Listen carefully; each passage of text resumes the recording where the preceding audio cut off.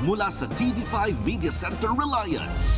Kasama ang buong puwersa ng News 5. Ito ang 28th KBP Golden Dove Awards Best TV Newscast. Frontline Pilipinas. Tensyon sa demolisyon. Mga pinalalayas na residente sa Tondo, nagmatigas. Binato ng bote, kahoy at iba pang gamit ang mga pulis. News 5 Exclusive.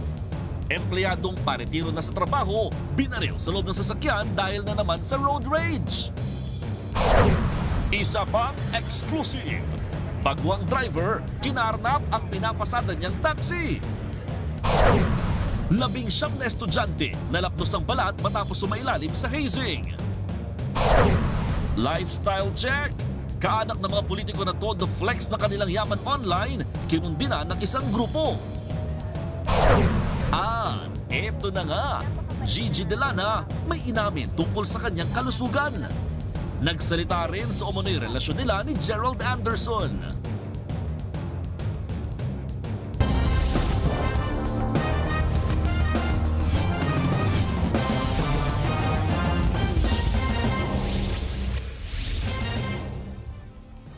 Nauwi sa tensyon ang demolisyon sa Tondo, Maynila. Nagkagirian ang mga pulis at mga residente. Umulan pa ng bato at bote. Meron pa ngang sumampa sa bubong at nambuyo sa mga pulis. Nasa frontline ng balitang yan si Rainiel Pawit. Inulan ng mga babasaging bote, mga kahoy at iba't iba pang mga gamit ang demolition team sa barangay 227 sa Tondo, Maynila. Ang ilan sa mga residenteng damay sa demolisyon, pinaghahagis sa mga bote. Isa nga sa kanila sumampa sa bubong, nambuyo sa mga pulis at pakaway-kaway pa. 2 pulis at isang miyembro ng demolition team ang sugatan sa gulo. Sa kabila ng tensyon, tinuloy pa rin ang demolisyon. Isa sa mga residente, kasama ang kanyang 3 anak, ang nakulong pa umano sa loob ng bahay. Simula, hindi pa kayo lumabas? Hindi po kami makalabas talaga kasi sarado po, bigla kami na nandyan na daw po pala. Pero hirit ng sheriff mula sa Manila Metropolitan Trial Court, matagal na dapat nakapag-alsa balutan ang mga residente. Sa ipinakita nilang writ of demolition document 2018 pa sinabi ng korte na walang karapatan sa lupa ang mga kasalukuyang naninirahan sa lugar. Fully aware naman po talaga yun. Nakailang extension na po sila ng request sa plaintiff. Pinagbigyan po sila. Noong 1 taon pa raw binaba ang final notice para sa demolisyon. Sa katunayan, dapat nitong February 11 hanggang March 31, tinibag na ang 20 bahay sa lugar. Pero na-extend yan dahil hiniling ng mga residente na patapusin muna ang eleksyon noong Mayo. Nag-offer din umano ng 50,000 pesos para sa kada bahay ang may-ari ng lupa, pero ni isa raw walang umalis. Sa ngayon, karamihan sa mga apektadong residente na nanatili muna sa gilid ng kalsada. Nagbabalita mula sa frontline, Rainiel Pawid, News 5. Sa Quezon City, isang driver ang hindi na bumalik sa kumpanyang pinagtatrabahuhan niya at tinangay ang taxi nito. Ang kotse, inangkin na parang sariling negosyo. Nasa frontline ng balitang yan, si Ian Suyu, exclusive. Saan yung driver na sinasabi nyo? Agad rumesponde ang District Anti-Carnapping Unit sa tawag ng mga taxi driver tungkol sa umano'y tsuper na nangarnap ng taxi sa Barangay Pag-asa sa Quezon City.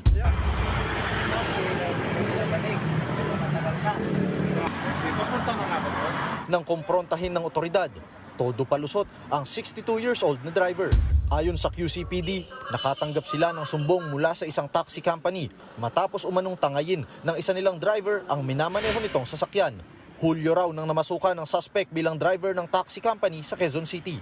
Ang matindi pa, namamasada pa rin ng driver gamit ang nakaw na taxi. Nakita siya sa bahagi ng Pasay at doon ay pilit na kinukuha yung sakyan, ngunit tinakbuhan pa niya ito. Base sa investigasyon, nadiskubring ginawa na ring bahay ng suspect ang mismong taxi. Dito na siya nakatira hanggang sa naaresto. Positibo naman siyang kinilala ng mismong operator ng taxi company. Pero ang driver, itinangging kinarnap niya ang sasakyan. Kukuhan kasi may diferensyan taxi. Nang sabi nila papalitan sa akin ng bago. So naayos ko. Nakakuan, may kulang kong boundary. Naghakuan lang ako na makabuha ko ng boundary. Naisauli na sa may-ari ang ninakaw na sasakyan. Nasa kustodiya na ng QCPD ang driver na mahaharap sa reklamong carnapping at paglabag sa anti-fencing law. Nagbabalita mula sa frontline, Ian Suyu, News 5. Nagkarambola ang 4 na sasakyan sa Commonwealth Avenue sa Quezon City. 6 ang sugatan. Nasa frontline ng balitang yan si Kari Kaitor.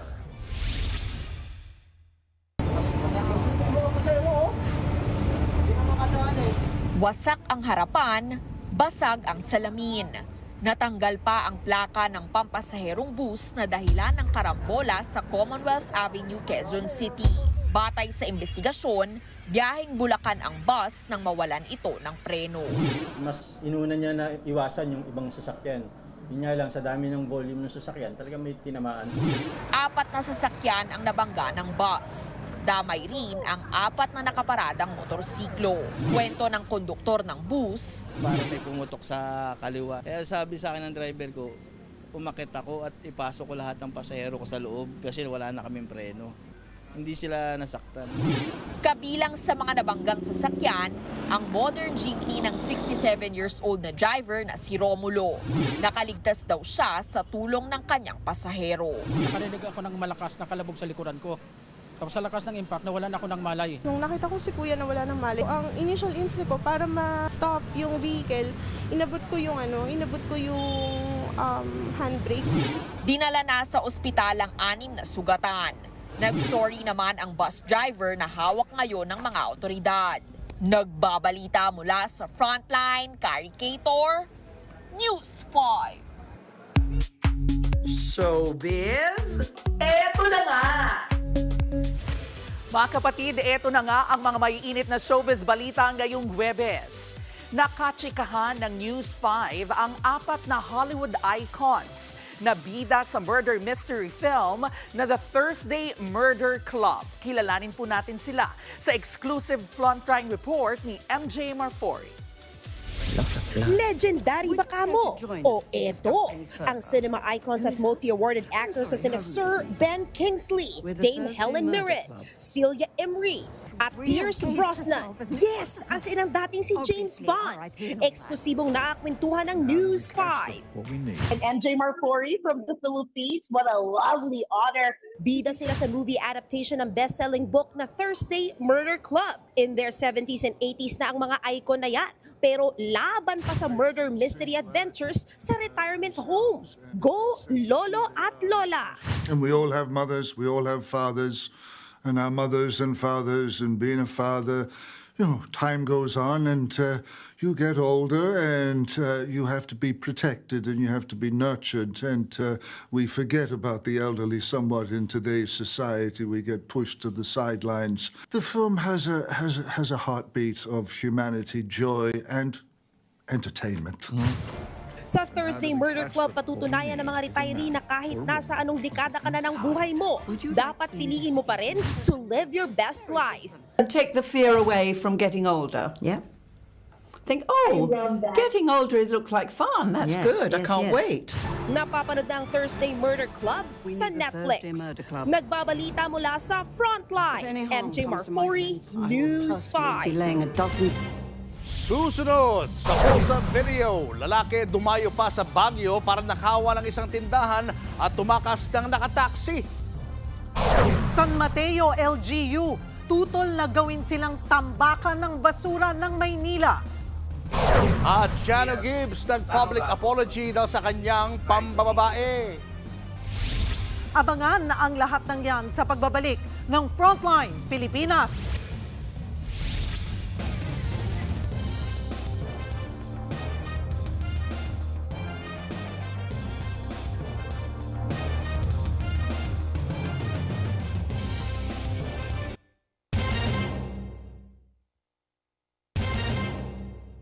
Mga kapatid, Julius Babaw po, nasa Middle East o saan mang dako ka ng mundo, manatiling may alam at may pakialam sa mga mainit na balita dito sa ating bansa. Simulan po natin ang bawat araw sa tuloy-tuloy na balitaan sa Frontline. Mag-follow at mag-subscribe sa social media pages ng News 5. Sa pool sa CCTV ang panloloob sa isang tindahan sa Baguio City. Ang dayong kawatan nakatangay ng 15,000 at 2 cellphone. Nasa frontline na balitang yan si Mon Gualvez. Sa CCTV ng tindahan ito, makikita ang pagdating ng lalaking yan sa harap ng tindahan sa barangay Lower Quarry sa Baguio City. Nang walang nakitang tindera, dali-dali itong pumasok sa loob at kinuha ang 15,000 pesos na pera at 2 cellphone sa cabinet. Paglabas, pumarang ng taxi sa kasumibat. Ayon sa barangay, hindi residente sa kanilang lugar ang sospek. Kanta kami ng CCTV monitoring, nag-backtrack kami. Fortunately, nakita namin yung pinanggalingan ng tao. Isang bahay dyan sa malapit sa basketball court. Pero nang puntahan ng binisitang bahay ng sospek sa lugar, itinanggi ng mga nakatira roon na kilala nila ang kawatan. Tumanggi muna magbigay ng pahayag ang may-ari ng ninakawang tindahan. Pero nai-report na ito sa mga otoridad. Inaalam na ang pagkakakilanlan ng salarin. Nagbabalita mula sa Frontline, Mon Gualvez, News 5. Umaalma ang lokal na pamahalaan ng San Mateo Rizal sa planong gawin silang tambakan ng mga basura na galing Maynila at iba pang lungsod. Banta raw yan sa kalusugan ng mga residente. Nasa frontline ng balitang yan, Simon Gualvez. Kahit araw-araw na raw ang ginagawang declogging at paglilinis ng mga estero sa Maynila, sandamakmak pa rin ang basura. May mga namuong burak pa nga na mas nagpapabara sa daluyan ng tubig. Aabot sa 3 truck ng basura ang nahakot daw ng MMDA sa bahagi pala ng Padre Faura Street at Taft Avenue na madalas nalulubog sa baha kahit saglit lang ang ulan. Hindi ito magiging solusyon sa masasabi natin wala ng baha next week kung umulan o tomorrow. But it will ease, to cushion the level of water. Pinuna rin ng Manila LGU ang pag-aspalto ng DPWH sa bahagi ng mga drainage sa Padre Faura Street. Mas maiibsan daw sana ang mga pagbaha kung gumagana lahat ng pumping station at sapat ang mga flood control project sa lungsod. Sa tala ng lokal na pamahalaan ng Maynila, aabot sa 2,000 toneladang basura ang nahahakot nila araw-araw.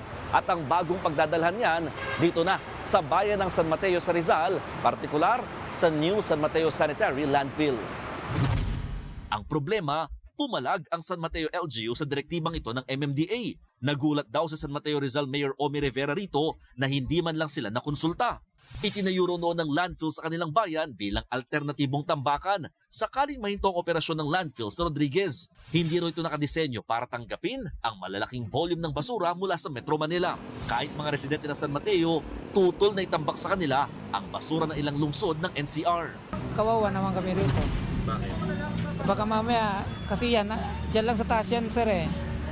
Pag gumuho yan, tapos may quarry pa sa baba niya. Sobrang disappointed. Kasi unang-una, makaka-apekto siya sa ating kalusugan.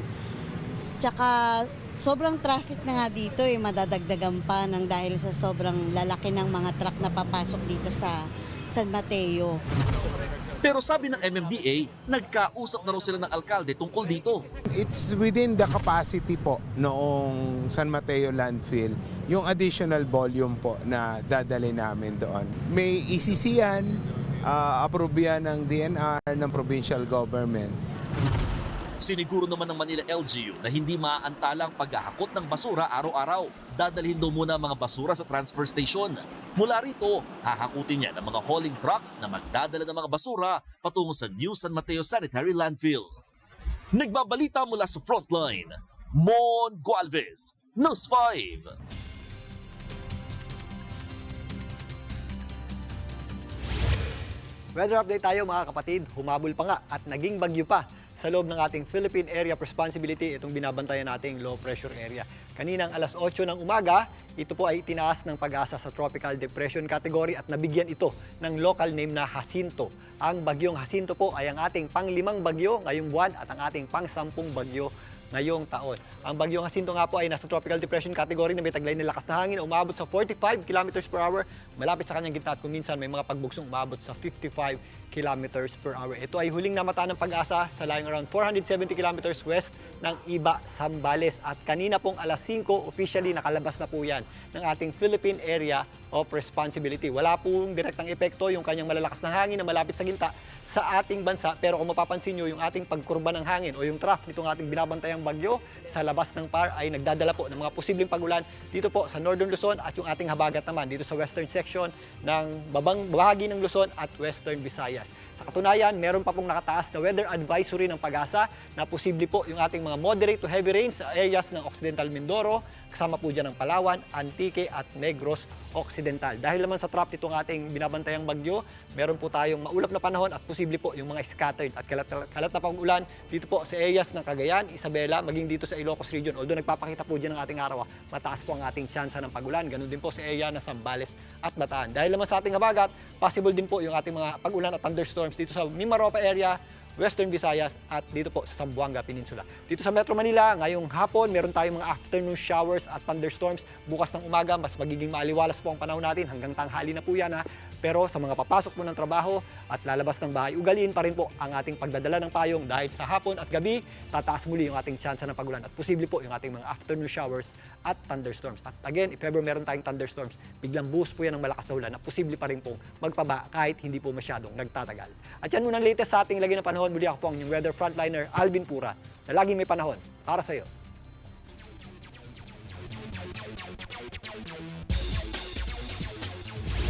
Pinatibay pa ng guest team na Kobe Shinwa University ang tsansa nila makapasok sa finals ng PVL Invitational Conference.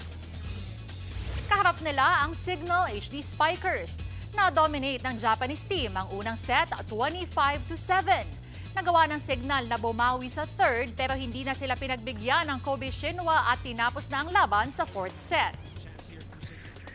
Maglalaro naman sa second game ang PLDT high-speed hitters na una nang nag-qualify. Makakaharap nila ang Zeus Coffee Thunderbells. Sakaling manalo, extended na sa 12 ang winning streak ng hitters. Yan muna ang latest sa frontline ng sports. Ako po si Denise Tan. Showbiz, eto na nga! Mga kapatid, eto na nga.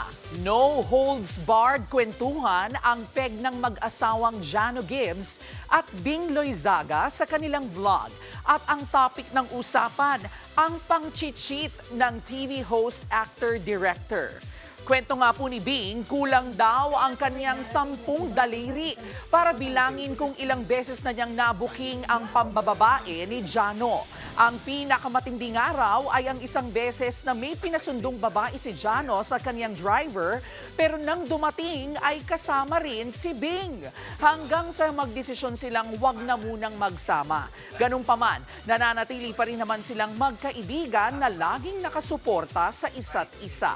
Sabi nga po ni Jano, milyong ulit na siyang humingi ng tawad kay Bing. Pero I'd like the public to hear it that I am sorry for all the hurt I have inflicted on you. Susunod, 19 na criminology students nalapnos ang balat dahil sa umano'y hazing. News 5 exclusive. Empleyado ng Power Utility Company binaril ng nakakitgitang driver.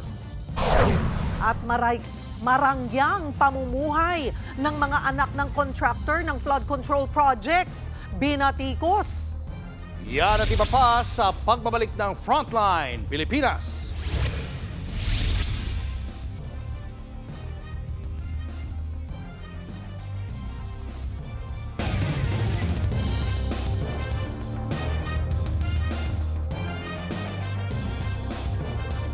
Mga kapatid, Julius Babaw po.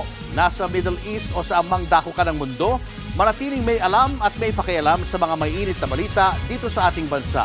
Simulan po natin ang bawat araw sa tuloy-tuloy na balitaan sa Frontline.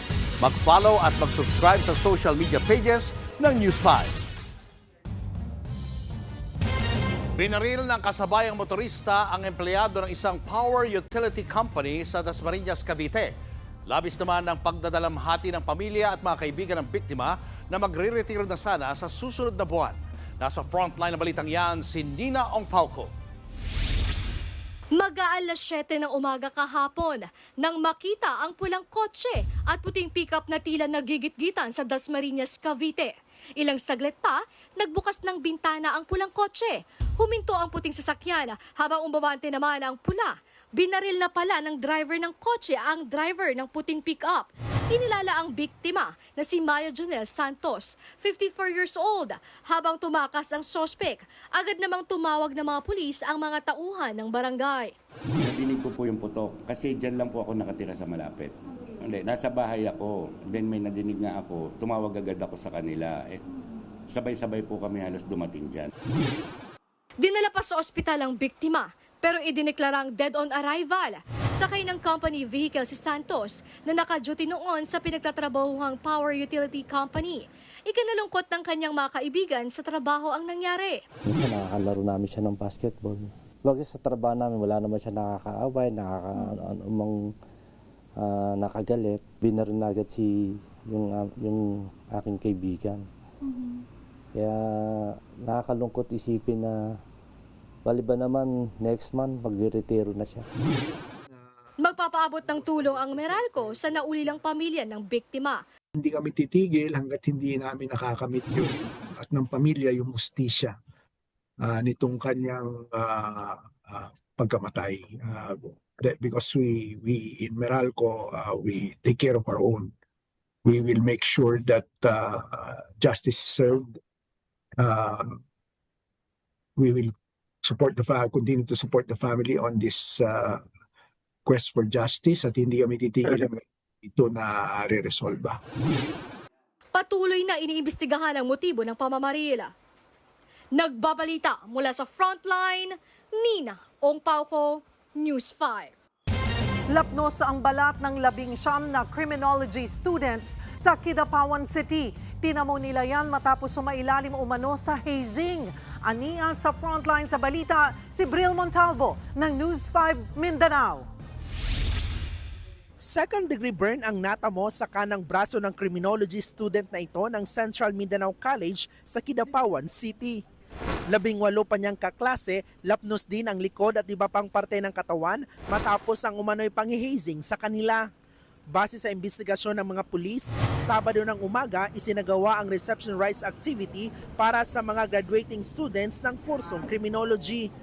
Ginanap yan sa Calaisan National High School na di kalayuan sa kanilang kolehiyo. Mismong din nila ang nanguna sa aktibidad pero hindi niya raw alam na parte ng programa ang pag-spray sa mga estudyante ng liquid battery solution o yung pinaghalong sulfuric acid at tubig na ginagamit sa baterya ng sasakyan. Cause ng burning sa sa skin. Kaya ayun, nakita ng din nila na parang iba yung damage sa katawan ng mga estudyante kaya siya na mismo pinastop niya yung activity, hindi umabot ng 1 oras. Tukoy na ng mga pulis ang 5 umanong pasimuno sa hazing na pawang mga graduates na posible silang maharap sa reklamong multiple physical injury at paglabag sa anti-hazing law. Tinitingnan din kung may pananagutan ang kolehiyo sa insidente. Sinubukan ng News 5 na kuna ng pahayag ang dean pati ang pamunuan ng paaralan kung saan ginanap ang event pero walang humarap sa amin. Nagbabalita mula sa Frontline, Bril Montalvo, News 5, Mindanao. Inireklamo ng babaeng pulis sa Marikina ang dalawa niyang kabaro matapos umano siyang molestyahin. Sergeant at patrolman ng mga suspect na mas matagal na raw sa trabaho. August 17, ang ayain daw ng mga suspect ang biktima na magkape. Sumakay sila sa police mobile na ipinarada sa isang parke at doon na raw naganap ang pangahalay. Tukoy na ang 2 suspect na mga pulis. Maharap sila sa kasong grave misconduct at conduct unbecoming of a police officer. May inihain ding kasong rape. Sa ngayon, naka-restrictive custody sila at tinanggalan na ng mga armas habang gumugulong ang investigasyon. Matapos iutos ng Pangulo ang lifestyle check sa mga kawani ng gobyerno, inuna na ng netizens ang ilang content creator na kamag-anak ng mga contractor ng flood control project sa bansa. Binabalandra raw kasi nila ang marangyang pamumuhay habang problemado ang mga Pilipino sa paulit-ulit na baha. Nasa frontline ng balitang yan, si Gio Robles. Naka-private plane, kaliwat ka ng bakasyon sa Europa at iba't ibang bansa at luxury shopping spree na umaabot sa milyon-milyong piso. Ganyan ang buhay ng ilang anak at kaanak ng contractors ng flood control projects. Inungkat ng netizens ang marangyang pamumuhay nila habang ang maraming Pilipino paulit-ulit nalulubog sa baha. Ang content creator na ito, anak ng kontraktor na kabilang sa top 15 contractors na may pinakamaraming flood control project sa bansa.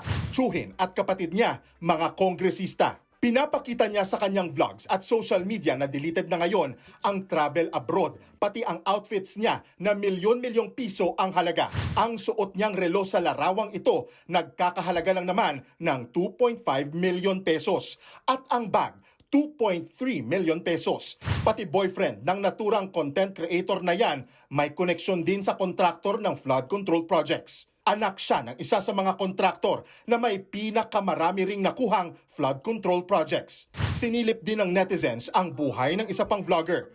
Panay travel at shopping haul din siya. Ang tatay niya, may-ari umano ng kumpanya na nasa likod ng bilyon-bilyong pisong flood control projects sa Central Luzon. Habang lubog sa baha ang marami, lumulutang ang karangyaan ng kaanak ng mga kontraktor at ilang kongresista. Ang tanong ng taong bayan, tama ba ang pagparada ng yaman habang naghihirap ang sambayanan? Kinundina ng isang youth watchdog movement na Good Gov PH ang marangyang pamumuhay ng mga kaanak ng mga kontratistang ito. Nakalulungkot isipin na nakikita natin na maraming mga anak or kamag-anak ng mga politiko yung pinaglalandakan yung mga luho nila sa social media na talagang nakaagaw ng atensyon sa publiko. So sabi nga po, 'di ba, sa Republic Act number 6713, they are not indulged in extravagant or ostentatious display of wealth in any form. Patuloy naming kinukunan ng pahayag ang mga kongresista at mga content creator na sangkot sa issue na unang ipinag-utos ni Pangulong Bongbong Marcos ang lifestyle check sa mga opisyal at kawani ng gobyerno. Suportado rin ito ni na Senate President Cheese Escudero at Vice President Sara Duterte. Ayon sa bise, hindi lang dapat ito matatapos sa pagsilip sa SALN o Statement of Assets, Liabilities and Net Worth ng mga opisyal. Pati mga kongresista, payag din sa lifestyle check. Meron ho talagang mga expectations on all government officials, on all government employees, na talagang pong dapat we should be able to lead and live modest lives. So I think very important po yun na hindi lang ho mag-target, for example, on DPWH, but on each and every agency and on each and every political branch of government. Pero para kay ACT Teachers Party List Representative Antonio Tino, dapat si Pangulong Marcos muna ang sumalang sa lifestyle check.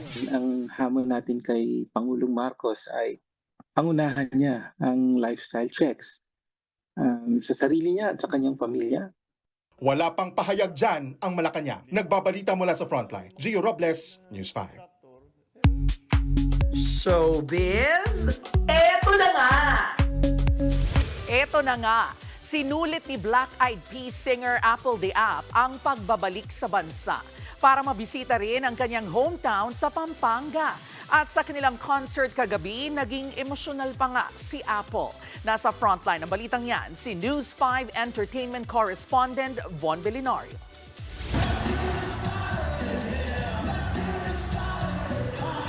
The vocals, the moves, and the swag. Iba talaga ang Black Eyed Peas.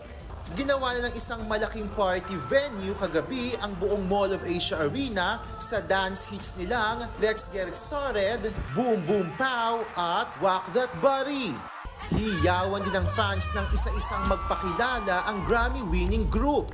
Lalo pang dumagungdong ang buong MOA Arena sa surprise appearance ni Sandara Park at humataw with Apple the App sa collab song nilang Too Proud. Nakibebot naman ang international rapper na si Easy Meal with Apple the App pa rin. Siyempre, hindi pwedeng wala ang anthem ng grupo na Where is the Love? Sa isang bahagi ng concert, naging emosyonal si Apple the App nang ikwento ni will.i.am ang kanilang pagkakaibigan sa mahabang panahon. Hindi rin nakalimutan ni na Apple the App at will.i.am na bigyang pugay ang kanilang mga ina na nagbigay inspirasyon sa kanila na ilaban ng passion for music. Ang nanay ni Will ang nag-alaga kay Apple nang manirahan ng singer sa Los Angeles, California. I just want to enjoy the moment on stage with my best friend, Apple Diab. It was always a dream to come back. So every time we come back feels like the first time, you know? At habang nasa bansa, isinabay na rin ng grupo ang pagbisita sa hometown ni Apple sa Pampanga at in-enjoy ang Pinoy lunch na sinigang at adobo. Nagbabalita mula sa Frontline, Von Belinario, News 5. Susunod, Gigi Delana, sinagot ang mga intrigang buntis daw siya at naging karelasyon si Gerald Anderson. Tutok lang mga kapatid, magbabalik pa ang Frontline Pilipinas.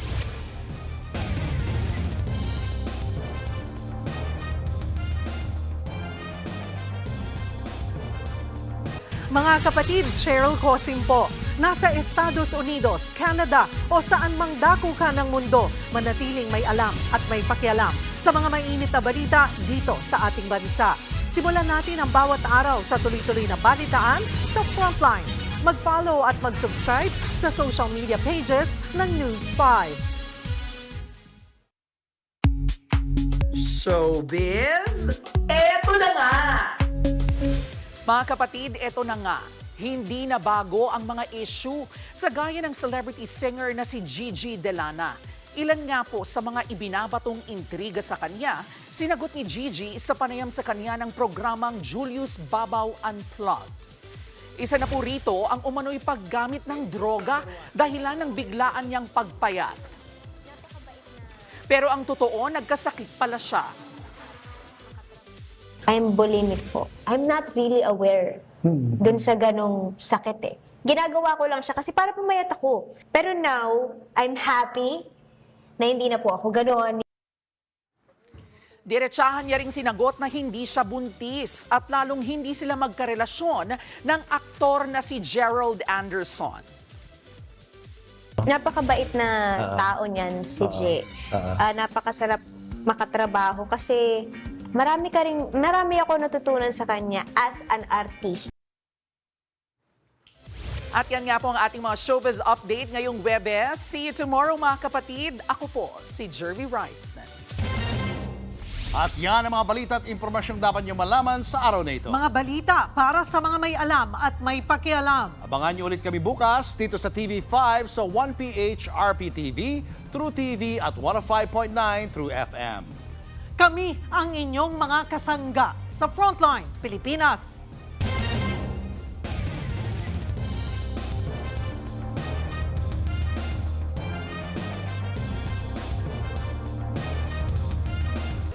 Mga kapatid, Cheryl Cosim po. Nasa Estados Unidos, Canada o saan man dako ka ng mundo, manatiling may alam at may pakialam sa mga maiinit na balita dito sa ating bansa. Simulan natin ang bawat araw sa tuloy-tuloy na balitaan sa Frontline. Mag-follow at mag-subscribe sa social media pages ng News 5.